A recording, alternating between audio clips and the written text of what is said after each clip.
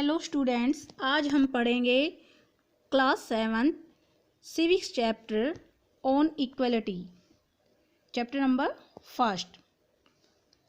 देखिए बच्चों, सबसे पहले तो हम इक्वलिटी के बारे में जानेंगे। What do you mean by equality या डिफाइन इक्वलिटी। इक्वलिटी मीन्स क्या होता है? इक्वलिटी मीन्स क्या होता है? The situation in which everyone has the same rights and advantages. एक ऐसी स्थिति जिसके अंदर प्रत्येक व्यक्ति को सेम राइट्स मिले हुए। अब राइट्स मीन्स क्या होता है? अधिकार, यानी कि प्रत्येक व्यक्ति को समान अधिकार मिले हो और समान ही उन्हें एडवांटेज मिले हो, यानी कि एडवांटेजेस मीन्स समान फायदे या लाभ मिले। यहाँ आपका चैप्टर स्टार्ट होता है ऑन इक्वलिटी से। इंडिया जो है वो एक डेमोक्रेटिक कंट्री है। डेमोक्रेटिक कंट्री है तो डेमोक्रेटिक मीन्स क्या होता है? डेमोक्रेटिक मीन्स होता है जिसके अंदर हम अपनी गवर्नमेंट खुद चुनते हैं, यानी कि जब जो हमें वोटिंग का जो अधिकार मिला है उसके द्वारा हम अपने रिप्रेजेंटेटिव खुद चुनते हैं, यानी कि has the right of vote, यानी कि सभी व्यक्ति को वोट डालने का अधिकार। और इसमें जनता के द्वारा चुने हुए प्रतिनिधि सरकार बनाते हैं। यहाँ से आपका चैप्टर स्टार्ट हो रहा है। क्लास 6 में की बुक में भी आपने देखा कि जो डेमोक्रेसी है उसके बारे में आपने पढ़ा, इक्वलिटी के बारे में पढ़ा। तो कुछ की एलिमेंट अब हम देखते हैं यहाँ की elements of a democratic government, यानी कि जो डेमोक्रेटिक गवर्नमेंट है उसके मुख्य तत्व क्या है। की एलिमेंट्स, अब की एलिमेंट्स में क्या क्या चीज़ें शामिल होती हैं? दीज इंक्लूड पीपल्स पार्टिसिपेशंस, लोगों की भागीदारी। इसके अंदर लोगों की भागीदारी इंक्लूड है। भागीदारी कैसे? पार्टिसिपेशंस कैसे है? यानी कि लोगों को has the right of vote मिला हुआ है, यानी कि लोगों को वोट डालने का अधिकार मिला हुआ है। सेकंड है the resolutions of conflict. Resolutions of conflict, conflict यानी कि लोग कॉन्फ्लिक्ट भी करते हैं, इसके लिए संघर्ष भी करते हैं। एंड इक्वलिटी एंड जस्टिस, और लोगों को इसमें समानता भी मिलती है और जस्टिस भी मिलता है। इक्वलिटी इज ए की feature of a democracy and influences all aspect of its functioning. Equality जो है वो एक की फीचर है डेमोक्रेसी का, यानी कि डेमोक्रेसी की अगर हम कल्पना करते हैं तो उसमें इक्वलिटी होना बहुत ही ज़रूरी है। जहाँ डेमोक्रेटिक गवर्नमेंट होगी तो वहाँ इक्वलिटी देखने को मिलेगी, लेकिन इक्वलिटी किस आधार पर, ये आपको पता होना चाहिए। ऐसा नहीं है कि इकोनॉमिक आधार पर इक्वलिटी होगी, ज़रूरी नहीं है ये, क्योंकि बहुत सारे पर्सन वेल्दी भी होते हैं, इसके अलावा पुअर्स भी मिलेंगे उस कंट्री के अंदर। तो यहाँ हम देखते हैं इक्वलिटी कैसी हो, यानी कि रिलीजन के आधार पर गवर्नमेंट किसी भी व्यक्ति के साथ कोई भेदभाव नहीं करती on the basis of religion, on the basis of caste. जितनी भी जो अपॉर्चुनिटीज़ हैं वो सभी को मिलेगी।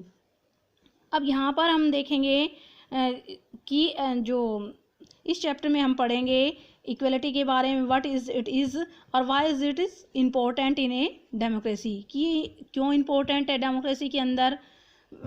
Not everyone is equal in India, Bharat के अंदर सभी लोग इक्वल नहीं हैं। Let us begin by looking at Kanta story. तो ये सभी हम किसके द्वारा देखेंगे? कांता की स्टोरी के द्वारा। वैसे पहले भी मैंने आपको बताया कि इक्वलिटी मीन्स क्या होता है, the situation in which everyone has the same rights and advantages. Okay, अब यहाँ कांता की स्टोरी स्टार्ट होती है। कांता की स्टोरी से ऊपर, वैसे इससे ऊपर आप देखोगे कि एक रो में बहुत सारे लोग खड़े हुए हैं, एक लाइन सी लगी हुई है, लेकिन ये लाइन कोई प्रेयर की लाइन नहीं है। ये लाइन किसके लिए लगी हुई है? वोट डालने के लिए। हमारे देश के अंदर जब भी इलेक्शंस होते हैं तो उस समय इसी तरीके से लाइनें लगती हैं, जिसके अंदर हर व्यक्ति खड़ा हो, चाहे वो अमीर है, गरीब है, चाहे उसका स्टेटस कैसा भी हो, कोई भी उसकी कास्ट हो, कोई भी उसका रिलीजन हो। ओके, तो हम सबसे पहले इस रो में खड़े जो व्यक्ति हैं उनके बारे में जान लेते हैं, क्योंकि यही सारे कैरेक्टर इस स्टोरी में यूज़ होने वाले हैं। सबसे पहले हम देखेंगे कि मंजीत कौर जो कि टीचर है, सबसे पहले लाइन में आगे सबसे खड़ी है। सेकेंडली तेजा सिंह है जो कि एक ट्रेडर हैं। थर्ड पे ग्रीस राव है, स्टूडेंट है। कांता देवी एक डोमेस्टिक वर्कर है। सुजाता कुमारी भी एक डोमेस्टिक वर्कर है। अब्दुल रहमान एक आर्टिस्ट हैं। शबनम बानो एक हाउसवाइफ है। ओके, इसके अलावा इसाक लेलांग गवर्नमेंट ऑफिसर है, रुखसाना मिर्जा मीडिया पर्सन है, योगराज एक अनएम्प्लॉयड है और अशोक जैन एक इंडस्ट्रियलिस्ट हैं। अब अशोक जैन जो कि इंडस्ट्रियलिस्ट हैं, वो एक बिजनेसमैन है और वो काफ़ी वेल्दी पर्सन है। तो उसका मतलब ये नहीं है कि वो अमीर होने की वजह से रो में सबसे आगे खड़े हों, ऐसा कुछ नहीं है। रो में सभी व्यक्ति को इक्वलिटी मिली है, यानी कि यहाँ पर सभी व्यक्तियों को समान अधिकार मिला है। कोई भी व्यक्ति आगे खड़ा हो सकता है, कोई भी व्यक्ति पीछे खड़ा हो सकता है, सभी को लाइनों में एक साथ खड़े होने का अवसर मिला है। ओके, अब यहाँ से स्टोरी स्टार्ट होती है कांता की।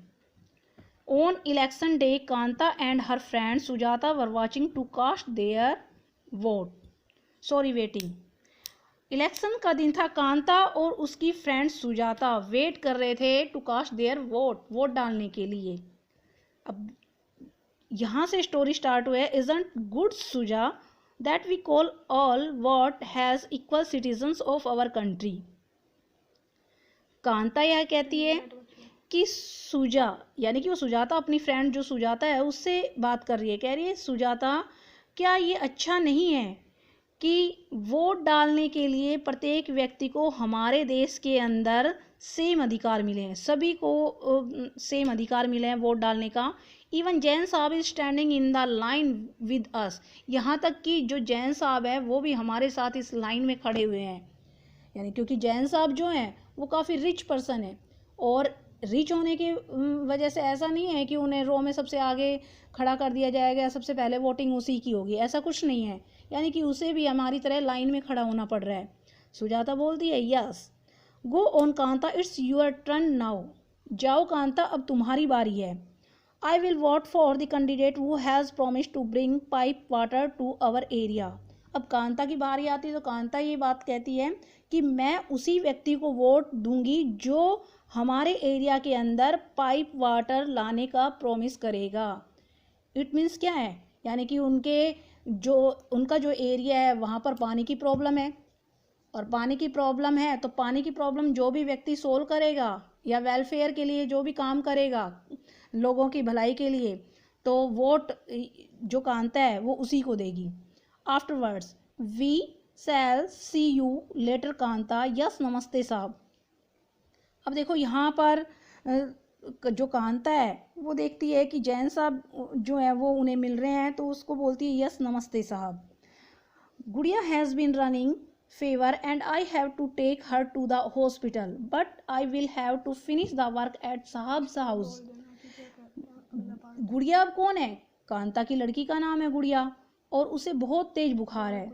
वो कह रही है कि मुझे उसे हॉस्पिटल लेके जाना है, लेकिन मैं साहब के घर का काम फिनिश कर दूंगी, उसके बाद ही उसे हॉस्पिटल ले जा सकती हूँ और साहब से कुछ एडवांस भी लूँगी। Is it clear? आज इतना ही, अगला नेक्स्ट वीडियो में देखो। हालांकि यानी कि उसकी बेटी जो है वो काफ़ी बीमार है और वो उसे हॉस्पिटल लेके जाना चाहती है, लेकिन अभी उसके पास कुछ पैसे नहीं है। वो चाहती है कि साहब से कुछ पैसे एडवांस लिया जाए। उनके घर में पहले से वो काम करती है, एक डोमेस्टिक वर्कर है, तो वो चाहती है कि आज साहब के घर काम करके कुछ उनसे एडवांस लिया जाए। अब यहाँ पर हेयर हैव्स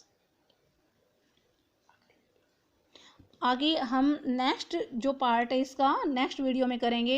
ओके,